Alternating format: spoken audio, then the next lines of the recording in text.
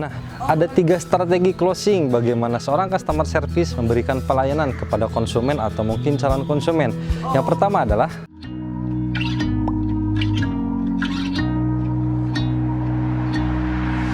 Assalamualaikum warahmatullahi wabarakatuh.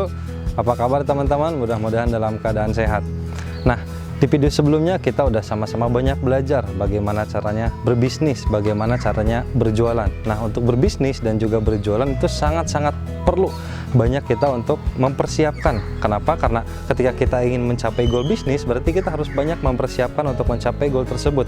Ibarat kita berenang, ketika kita berenang di lautan, itu pastikan dulu, terlihat dulu pantainya. Kenapa? Agar kita semangat berenangnya. Kalau misalnya pantainya tertutup sama kabut, itu otomatis kita akan merasa sia-sia berenang. Jadi pastikan goalsnya apa dan persiapannya seperti apa. Nah, yang pertama itu adalah seperti di video sebelumnya, kita belajar tentang masalah investasi knowledge product. Kita belajar tentang knowledge product. Di video pertama kemarin itu adalah knowledge product, berarti kita butuh ilmu. Kita memposisikan butuh ilmu tentang knowledge product kita. Kenapa knowledge product? Karena knowledge product adalah berarti memposisikan kita butuh ilmu, pengetahuan tentang produk atau jasa kita yang akan kita jual.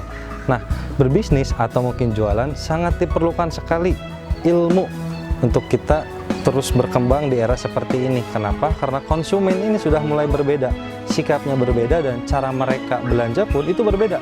Jadi investasilah untuk belajar. Yang kedua adalah bisnis itu butuh strategi. Mau bisnis teman-teman offline maupun online, semuanya sama-sama membutuhkan experience. Kenapa? Karena dalam berbisnis kita harus sama-sama tahu petanya agar bisnis kita terus bertumbuh dan juga berkembang. Oke, saya persempit deh bicara masalah jualan di Instagram. Mungkin saat ini banyak orang-orang yang jualan di Instagram, mereka berpikir dengan menggunakan tools yang otomatis menambah followers atau mungkin like. Mereka berpikir saat itu produknya akan laris, produknya akan banjir, orderan, omsetnya meningkat. Padahal kenyataannya tidak seperti itu, teman-teman. Tapi banyak kok mereka yang pakai tools langsung laris jualannya. Nah, teman-teman harus ketahui dulu, mungkin ketika orang-orang memakai tools, mereka itu sudah jauh spare waktunya, persiapannya entah 2 tahun atau mungkin 3 tahun. Jadi ketika mereka memakai tools atau mungkin alat bantu yang otomatis, ini akan memudahkan mereka untuk dapat audiens, untuk bisa men-traffic audiens ke bisnisnya, sehingga mereka bisa melakukan closing. Jadi ada prosesnya. Kalau teman-teman baru mulai bisnis, langsung pakai tools, langsung laris, itu kayaknya bisa sedikit kemungkinan akan laris, tapi mungkin tidak akan bertahan secara lama. Jadi bicara masalah bisnis, bicara masalah jualan, itu teman-teman perlu sebuah experience, perlu sebuah strategi yang kita mulai dari nol sampai puncak. Yang ketiga itu adalah teknik closing.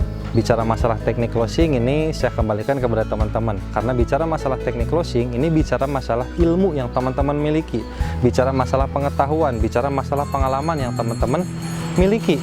Dan uniknya ketika teman-teman berbisnis atau mungkin jualan, itu ada kolam tersendiri. Contoh misalnya teman-teman jualan di Facebook atau mungkin di Instagram, itu pasti akan ada call to action. Entah itu langsung ke WA, entah itu mungkin langsung membuat kolam di Line, atau mungkin bisa langsung ke Telegram.